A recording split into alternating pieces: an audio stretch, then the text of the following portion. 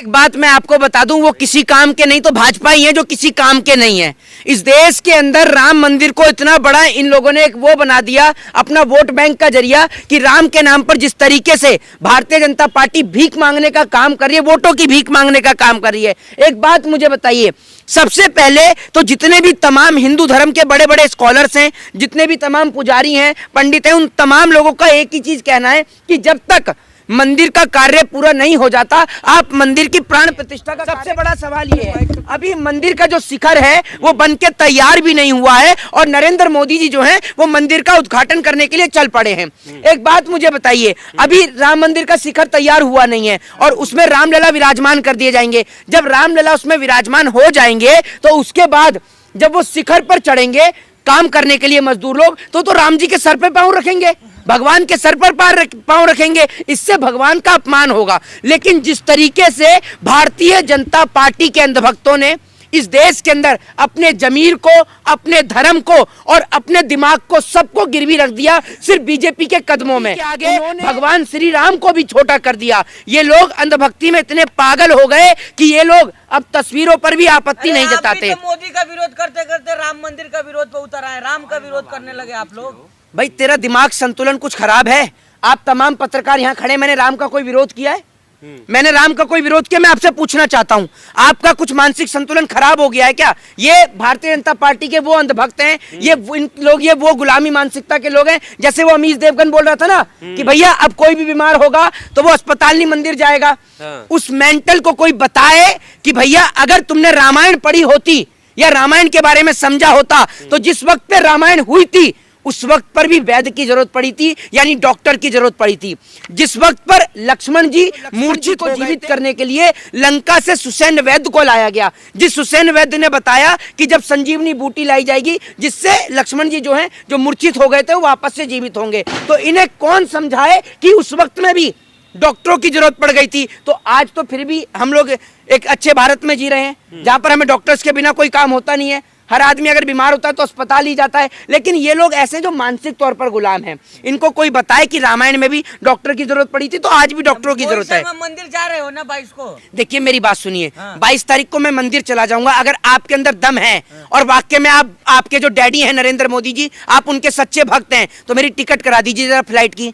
याद रखिए जितनी आप गुलामी कर रहे हैं, टिकट खोल कर देख लीजिए कितने की टिकट आ रही है। राम भक्त पैदल जा रहे हैं, आप तो राम के ही नहीं तो आप राम के दुश्मन है कि जो आस्था जिनको है वो तो पैदल जा रहे हैं, आप टिकट की मांग नहीं। मेरे को एक बात मुझे आप बताइए, इतना सर्दी का समय है, जिनके आस्था है वो लोग पैदल जा रहे हैं। एक बात मुझे बताइए, इतने तमाम लोग जो पैदल जा रहे हैं क्या वो राम जी के दर्शन कर पाएंगे?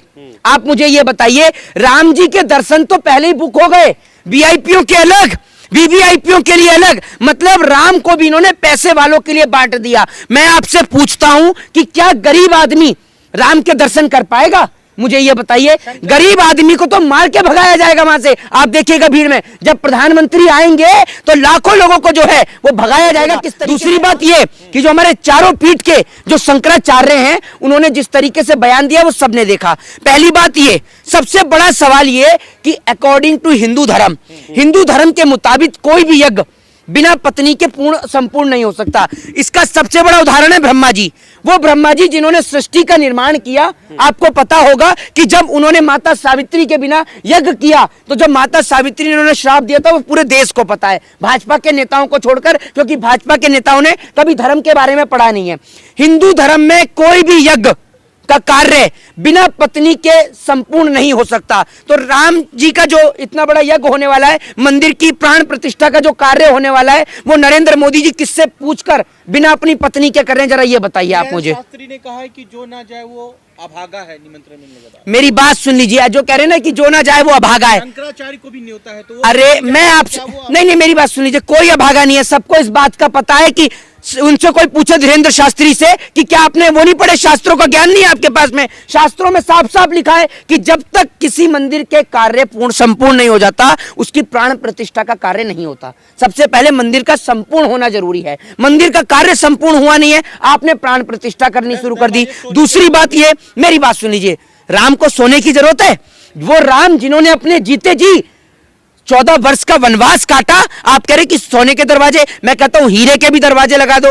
राम को ना सोने की जरूरत है ना हीरे की जरूरत है। राम तो वो है जिनके आगे हम सब लोग हाथ फैलाते हैं, हम राम से मांगते हैं, हमारी औकात नहीं है राम को कुछ देने की। ये तो वो तमाम लोग हैं जो मंदिरों के अंदर चंदा चढ़ाते हैं, तमाम चीजें करते हैं। मैं उनसे कहना चाहता हूं कि किसी गरीब का पेट भरो, वो सबसे ज्यादा फायदेमंद है, क्योंकि ईश्वर हमें देने वाला है, ईश्वर हमसे कुछ लेता नहीं है, ये याद रखिएगा। मकान दे दिए रामलला को, आप कहाँ मोदी जी की औकात है मोदी जी की औकात है कि आप ना अपना मुंह बंद करके बैठ जाइए अगर धर्म के बारे में आपको कुछ नहीं पता तो। लगा के मोदी जी का विरोध कर रहे हैं। किसका टीका लगा के मोदी का विरोध नहीं कर सकते? आपका चाचा लगता है या आपका फूफा है? अगर आपका चाचा या फूफा है तो उसको बोलो कुर्सी छोड़ देगा, मैं विरोध नहीं करूंगा। आपका तो बड़ा रिश्तेदार लग रहा है ना। मंत्री को मर्यादा में बोलो यार। जी हाँ, मर्यादा। एक बात मुझे बताइए आप, मुझे नहीं पढ़े लिखे हो। हाँ, मैं पढ़ा लिखा हूँ। आप रामलला टेंट में थे नहीं थे, वो तो कह रहे हैं ना, सही तो कह रहे हैं। फिर मेरे को एक अब बात देखो, आप मुझे भव्य बताइए। मंदिर नहीं तो भव्य मंदिर किसने बनाया?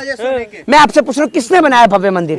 आज राम का मंदिर बन रहा है, जिस राम के मंदिर से देश के तमाम लोगों को खुशी है कि भाई जो हिंदुओं की आस्था का एक प्रतीक था राम मंदिर, आज वो बनके तैयार हो गया। लेकिन मैं एक चीज कहना चाहता हूं कि इस राम मंदिर का जो उद्घाटन है, ये जो तमाम हमारे शंकराचार्य चारों पीठ के, उनकी निगरानी में होना चाहिए था। दूसरी बात ये 17 अप्रैल रामनवमी का दिन था। रामनवमी का दिन, जिस दिन भगवान श्री राम का जन्म हुआ, उस दिन उनके जन्मदिन के अवसर पर इस राम मंदिर का उद्घाटन होना चाहिए था। प्राण प्रतिष्ठा मोदी जी को करना चाहिए नहीं, ये बता। मैं आपसे ये पूछता हूं कि अगर नरेंद्र मोदी जी प्राण प्रतिष्ठा का कार्य करेंगे तो जो हमारे शंकराचार्य हैं, जो हमारे पुजारी हैं, जो हमारे महंत हैं, वो क्या स्कूलों का, अस्पतालों का उनका फीता काटेंगे जाकर? प्रधानमंत्री का काम है स्कूलों का, अस्पतालों का फीता काटने का, और इस देश के महंतों का, शंकराचार्य जी का काम है कि वो मंदिर के अंदर पूजा पाठ के जरिए, तमाम मंत्रों के जरिए जो है मंत्रों का उच्चारण करके भगवान श्री राम के भव्य मंदिर का उद्घाटन करें। कह रहे हैं कि भैया जो राम को नहीं भजेंगे वो चमार और नीच है, राम भद्राचार्य। मेरी बात सुन लीजिए। नहीं, जो इस तरीके की बात कह रहा है, जरा वो ये बताए कि कौन से रामायण के कौन से श्लोक पर यह लिखा हुआ है कि राम ने लोगों को बांटने का काम किया, या राम सिर्फ का उदाहरण देके कह जी। नहीं, मैं एक बात बताता हूँ, सुन लीजिए, पहले मैं भी आपको बताता हूँ। भगवान श्री राम तो वो थे जिनको नौका पार कराने वाले मल्लाह थे। भगवान श्री राम तो वो थे जिन्होंने सबरी के झूठे बेर खाए। राम का तो एकमात्र ही उद्देश्य था इंसानियत और मानवता से प्रेम करने, राम को बांटने का काम किया। एक बात मुझे बताइए, राम ने कभी कहां लिखा कि मैं सिंह हूं, या मैं ठाकुर हूं, या मैं क्षत्रिय हूं? कहीं लिखा है राम ने? या कृष्ण ने कहीं लिखा हो कि मैं यदुवंशी हूं? इन लोगों ने भगवान को बांटने का काम किया है। ईश्वर सबके हैं, ये बीजेपी के जो लोग हैं, ईश्वर सबके हैं। और भगवान श्री कृष्ण श्रीमद् भगवत गीता के अंदर लिखते हैं नर ही नारायण है, यानी इंसान। अब संत तो, एक मिनट, संत तो राम रहीम भी थे, आशा राम भी थे, चिन्मयानंद भी थे, नित्यानंद भी थे, ये भी तो संत थे। इनका क्या हुआ? अरे भैया, अभी एक वो मैं देख रहा था, वो जो क्या कहते हैं, बहुत सारे, एक वो पंखे वाला बाबा आ गया, इनको भी संत बोलेंगे आप? हैं, बताइए ना। नागा साधु कह रहे हैं कि एक अभी मैं सुन लीजिए, एक एक सोशल मीडिया पे वीडियो देख रहा हूं, उसमें नहीं, आप लोग पापी अधर्मी है जो राम जन्मभूमि नहीं जा रहे हैं। अच्छा, हम तो पहले ही होके आ गए। नहीं, एक बात मुझे बताइए, हम पापी और अधर्मी नहीं बनना चाहते। अगर आपके अंदर इतना दम है तो सबकी टिकट करा दो ना। एक बात मुझे बताइए, हैं? बस से जाइए। अच्छा, एक बात मुझे बताइए, सब चले जाएंगे, चला भी मैं जाऊंगा, राम जी के दर्शन आप कराएंगे मुझे?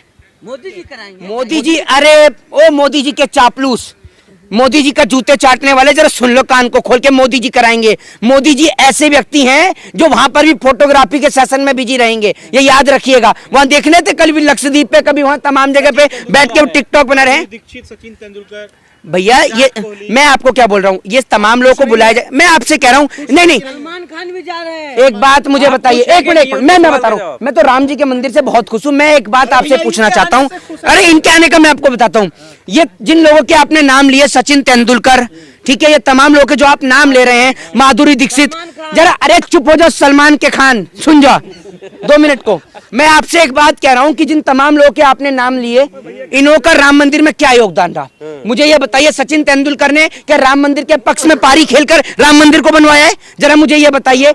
राम मंदिर के उद्घाटन में मुख्य अतिथि तो उनको बनवाया जाना चाहिए था जिन लोगों ने राम मंदिर के लिए यात्रा निकाली, जिन लोगों ने राम मंदिर के लिए संघर्ष किया। वो लोग कहाँ हैं? कौन है वो लोग? मुरली मनोहर जोशी, लाल कृष्ण आडवाणी कहाँ हैं? और राजीव गांधी, मेरी बात है, बुजुर्ग सांस लेने में। उनके अच्छा। क्षेत्ररक्षण में हो रहा है सबका। अच्छा अच्छा, अभी तो कहते कि जो नहीं जाएगा वो भागा है, और जो जाना चाह रहा है आप उनको बुला ही नहीं रहे, जिन्होंने लड़ाई लड़ी। तो मैं आपको असल में बता दूं, राम आज की डेट में अरे आप तो भागा नहीं ना, आप हैं? जाइए ना। हैं? आप तो अब मैं पहले ही दर्शन करके आ गया। और मेरी बात सुन लीजिए, मेरी बात सुन लीजिए, मैंने अपने धर्म को पढ़ा है और हमारे धर्म में सर्वोपरि है माता पिता। ये याद रखिएगा, जब भगवान महादेव से एक बार कार्तिकेय और जब भगवान श्री गणेश जो है उन्होंने सुन मेरी बात सुन, अरे मेरी बात सुन लीजिए, मेरे लिए सर्वोपरि पहले मेरे माता पिता हैं। अगर मैं अपने माता पिता को अनाथ आश्रम में छोड़ता हूं या वृद्धाश्रम में छोड़ता हूं और उसके बाद मैं राम के दर्शन करने जाता हूं, तो मेरे लिए उनको भी ले जाइए, उनको भी दर्शन करवाइए ना, पुण्य के भागीदार बनिए। एक मिनट, अब सब चुप हो जाए। ये जितना नरेंद्र मोदी की गुलामी चाट पत्रकार जिस तरीके से भौंकने का काम कर रहा है, इससे एक ही सवाल करूंगा, और अगर ये सवाल का जवाब दे दे तो आप जो कहिए मैं करने को तैयार हूं। राम का पूरा नाम बताओ जरा, क्या है राम का नाम? गूंगा हो गया? तेरे मुंह में फेविकोल लटक गई अब है? अरे गूंगा है क्या भाई? अभी तो चिल्ला रहा था कौए की तरह काऊ काऊ करके। श्री रामचंद्र जी हैं? बता तो दिया। अरे भैया मेरी बात तो सुन लीजिए, अरे मेरी बात तो सुन लीजिए। अरे हाँ मैं बता रहा हूँ, ये काहे को गूगल इतने चढ़ के और इनसे पूछ के बता रहे क्या नाम है आपका? इधर तो आओ, ये जो पीछे से भौंकने का काम करते हैं। हाँ सचिन नाम है मेरा। अरे भैया पहले राम को पढ़ लो, ठीक है? सचिन नाम है, नाम बदलने का, अभी तक तो मुख्यमंत्री नाम बदल रहा था, अब आप भी नाम बदलने लग गए। तो इस तरीके की बेशर्मी छोड़ दो और राम के नाम पे जो ना हवा बनाना बंद कर दो। शिक्षा के नाम पर, महंगाई के नाम पर, बेरोजगारी के नाम पर चर्चा करो। जय हिंद। जय। मंदिर कब जाओगे? देखिए मंदिर मेरी आस्था का प्रतीक है, मंदिर थोड़ी भीड़ भाड़ हल्की हो जाएगी तो मंदिर के दर्शन हम करेंगे। मंदिर के दर्शन तो मैं पहले भी करके आया हूं। और एक बात मैं कहता हूं, एक बात याद रखिएगा, राम जी चले ना हनुमान के बिना, ये याद रखिएगा। हनुमान जी का पहले मंदिर बनना चाहिए था, राम जी के साथ साथ हनुमान जी का मंदिर भी हनुमानगढ़ी में बनना चाहिए था, लेकिन वो तो बना नहीं अभी तक, और आधे अधूरे मंदिर का उद्घाटन हो रहा है। जी बिल्कुल। एक बात मुझे बताइए ना, तो हनुमान जी का भी मंदिर तैयार होना चाहिए, लेकिन वो तो अभी तैयार नहीं हुआ है। तो मैं आपसे कहता हूं कि धर्म को जो है वो धंधा ना बनाए। और ये जो आप हंस रहे हैं ना, ये आपके हंसी का कोई विषय नहीं है, ये याद रखिएगा। ये देश की जनता की आस्था का प्रतीक है, इसलिए इतना बड़ा मुद्दा बना हुआ है। और जो आप ये हंसने का काम कर रहे हैं ना, ये बेशर्मों की तरह हंसना बंद करिए, वरना ये जो इस देश की 133 करोड़ जनता है ना, जूता लेके खोल के लतिया देगी और सारे नट खोल देगी, याद रखिएगा। जय हिंद, जय भारत, वंदे मातरम।